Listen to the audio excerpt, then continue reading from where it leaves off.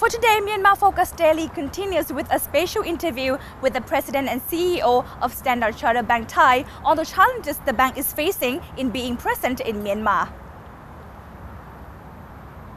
Well, first of all, there's no regulation that allows us to be established, so that would be the first major hurdle, right? So we need the regulations to be issued that will enable us to actually have a branch, a subsidiary, or rather what I would say a banking presence in the country. So that's the first big challenge. I think the second challenge is that the market at the moment is, rather basic. It's still very much a cash-based society. And from what I understand, the reason why it's cash-based is that there's not a lot of trust in banks in general. So I would say it's just not an international bank's challenge, it's actually the industry's challenge. It's how do we get the sort of customers and companies to have more trust in the banking system, because it's only with customers that you're going to be able to facilitate the growth of the industry. So I think that would be the second challenge.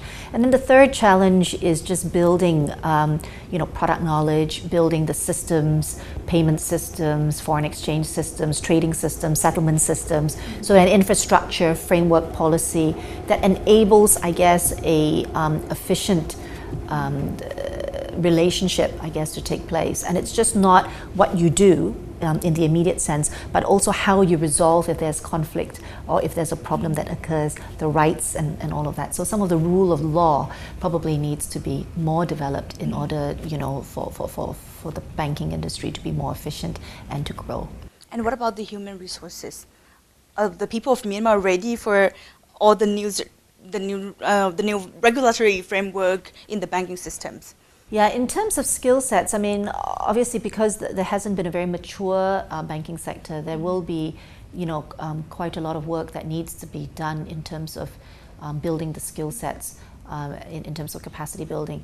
We understand that there are a number of people that may be outside of Myanmar that possibly could be attracted to return to Myanmar. So that's obviously one source of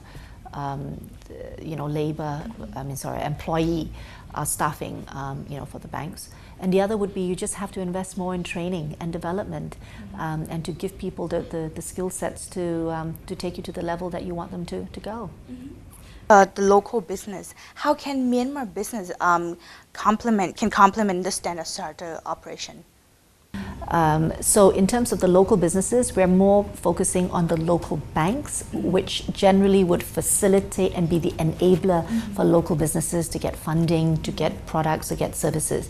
So our first focus is really working with the local banks and also government in terms of building infrastructure for some of these companies. So for example, we know that the Myanmar Central Bank is very keen to set up a credit bureau.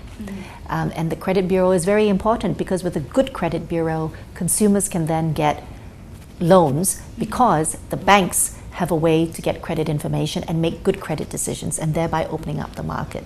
We also know that the government is looking at perhaps setting up a credit guarantee company. And this is an area where, for us, we can also be assisting. So when you say companies, we're not directly assisting the companies, but through the indirect work that we're doing with local banks, but also with government, I think at the end of the day would facilitate these local companies to be getting some of the services that they may be looking for. Okay, one last question. What will be your suggestions for the government, for Myanmar government, in terms of liberalizing the banking systems of the country? Well, I think they've got to pace it. I think they are doing the right thing, which is sort of making sure that whatever they're doing in terms of liberalizing that sector is sustainable. And so I think that's very important. And I would also say that as they liberalize the sector, consistency of policy is important, which means that you have to think quite hard at the beginning, what's the end state that you want to be going to, and the path in which that you want to take.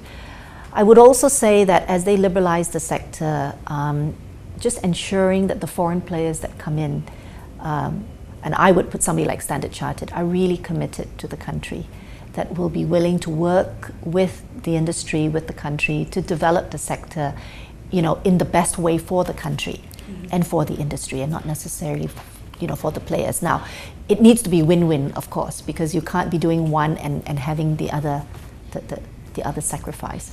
But these are, a long-term journey. And I think the government needs to make sure that, that they've got good players that have come in that will be here for the long run. And in our case, we say here for good.